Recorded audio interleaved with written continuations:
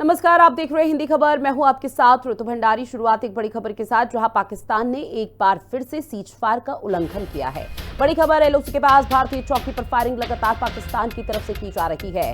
पाक सेना की लगातार चौथी रात गोलीबारी की गई, जहां कुपवाड़ा पुंछ से सटे एरिया में गोलीबारी की गई है। इस बीच भारतीय सेना ने भी मुंहतोड़ जवाब पाकिस्तान को दिया है, क्योंकि जब पहलगाम में आतंकी हमला हुआ था उसके बाद भारत सरकार ने एक बड़ा एक्शन लिया, जिसके बाद पाकिस्तान पूरी तरह से बौखला गया। और उसके बाद ये तस्वीरें पिछले कुछ समय से लगातार सामने आ रही है, जहां पाकिस्तान की तरफ से सीज फायर का उल्लंघन किया जा रहा है। आपको बता दें, सीमा के उस पार से लगातार फायरिंग की जा रही है पाकिस्तान की तरफ से, लेकिन भारतीय सेना भी मुंहतोड़ जवाब दे रही है और ये मैसेज देने की कोशिश पाकिस्तान को कि इस बार पाकिस्तान को बख्शा नहीं जाएगा।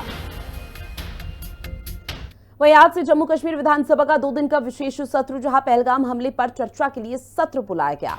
सुबह 10:30 बजे से शुरू हो जाएगी सदन की कार्यवाही, जहां पहलगाम हमले को लेकर चर्चा की जाएगी और उस दौरान किस तरह की रीति नीति तैयार की जा सकती है या क्या कदम उठाए जा सकते हैं जम्मू कश्मीर के विकास के साथ साथ सुरक्षा की दृष्टि को लेकर, उसको लेकर भी बातचीत इस कार्यवाही के दौरान की जाएगी। ऐसे में माना जा रहा है कि सदन की कार्यवाही जब शुरू होगी तो बेहद महत्वपूर्ण रहने वाली है, क्योंकि पक्ष और विपक्ष दोनों एक दूसरे की बातों को सुनेंगे। हालांकि सवाल कई पूछे जा रहे हैं कि अभी सुरक्षा, सिक्योरिटी और इंटेलिजेंस फेल्योर यहां पर हुआ है, उसको क्यों नहीं सरकार मान रही। लेकिन अब जम्मू कश्मीर की सुरक्षा और सेफ्टी कैसे बढ़ानी है, उसको लेकर आज चर्चा होगी और इसी के चलते 2 दिन का विशेष सत्र बुलाया गया है। तो बड़ी खबर, सुबह 10:30 बजे का समय जब सदन की कार्यवाही का आगाज हो जाएगा।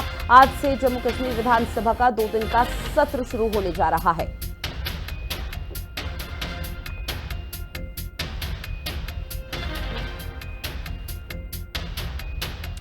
मोहम्मद मुकरम मेरे सहयोगी हमारे साथ फोन लाइन पर जुड़े हुए हैं। मोहम्मद मुकरम, चूंकि देखिए लगभग सभी तैयारी हो चुकी है, लेकिन अभी हर किसी की नजरें टिकी हुई है कि एक तरफ तो एलओसी पर फायरिंग हो रही है पाकिस्तान की तरफ से, लगातार जो बौखलाहट है वो देखने को मिल रही है। वहीं दूसरी तरफ 2 दिन का विशेष सत्र बुलाया गया जम्मू कश्मीर की सरकार की तरफ से, क्या जानकारी?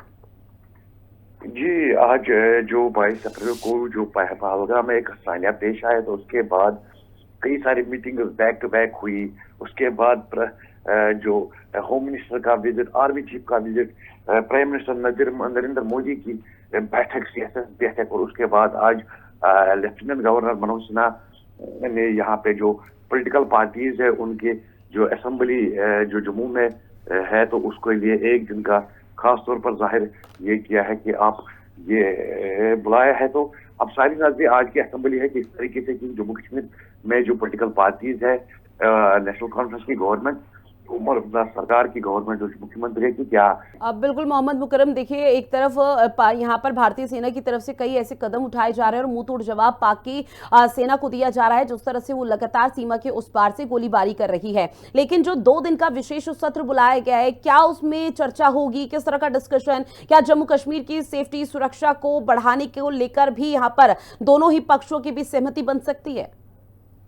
जी, इम्पोर्टेंट सेशन तो इसीलिए बुलाया गया कि जो पहलगाम में अटैक हुआ है उसके बाद जो पॉलिटिकल पार्टीज की एक मैसेज आएगी असेंबली में और हिस्टोरिकल रिकॉर्ड में रहेगा कि किस तरीके से क्या ये रेजोल्यूशन पास करेंगे पाकिस्तान के खिलाफ। और जो इम्पोर्टेंट बात यह है कि जो गवर्नमेंट यानी कि नेशनल कॉन्फ्रेंस भी और पीडीपी भी यही कहती थी कि किस तरीके से पाकिस्तान के साथ बात करनी चाहिए, लेकिन आज इन्होंने नकारना है कि क्योंकि एक रेजोल्यूशन, क्या ये रेजोल्यूशन पास करेंगे और रेजोल्यूशन में क्या हो सकता है और क्या हंगामा देखने को मिलेगा आज, और कितनी पॉलिटिकल पार्टीज और कितने एमएलएज इस रेजोल्यूशन के साथ होंगे, और या क्या। देखिए लगभग सभी तैयारी हो चुकी है और इंतजार यही कि कब एक बड़ा एक्शन लिया जाएगा। अब इस बीच जम्मू कश्मीर में उन लोगों को यहां पर चिन्हित किया जा रहा है जो कि 14 ही संख्या है, जिन्होंने आतंकियों को पनाह अपने घर पर दी थी। और क्योंकि माना तो यही जा रहा है और कहा भी यही जा रहा है कि बिना वहां के निवासी स्लीपर सेल के बिना इतना बड़ा आतंकी हमला नहीं हो सकता था।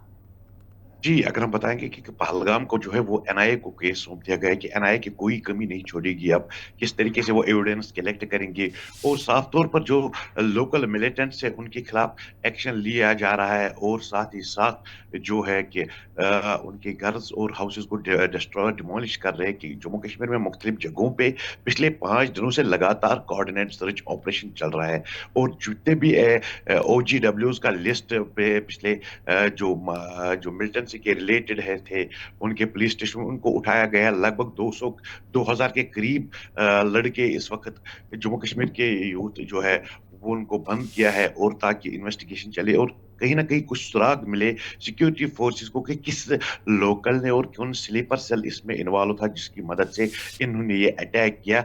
तो पूरी तरीके से लगी हुई है जम्मू कश्मीर की पुलिस, उसके साथ सिक्योरिटी फोर्स और सेना अपना-अपना काम कर रही है और पहलगाम को जो बेसरन वैली है वहाँ पे एनआईए की टीम ने अब इन्वेस्टिगेशन स्टार्ट की है कि वो किस तरीके से हर कोई एंगल ढूँढेगा और हर कोई एविडेंस जमा करने की कोशिश करेगा कि किस तरीके से ये अटैक को अंजाम दिया और किस तरीके से वो कौन-सा रास्ता फिर चुना और कहाँ पे हो सकते हैं वो। लेकिन इस मोहम्मद मुकर्रम देखिए, इस बीच जो भारतीय सेना है वो लगातार घरों में जा जाकर तलाशी अभियान ले रही है और इस बीच छापेमार कार्रवाई की जा रही है। इसमें कोई बड़ी सफलता मिली अभी तक?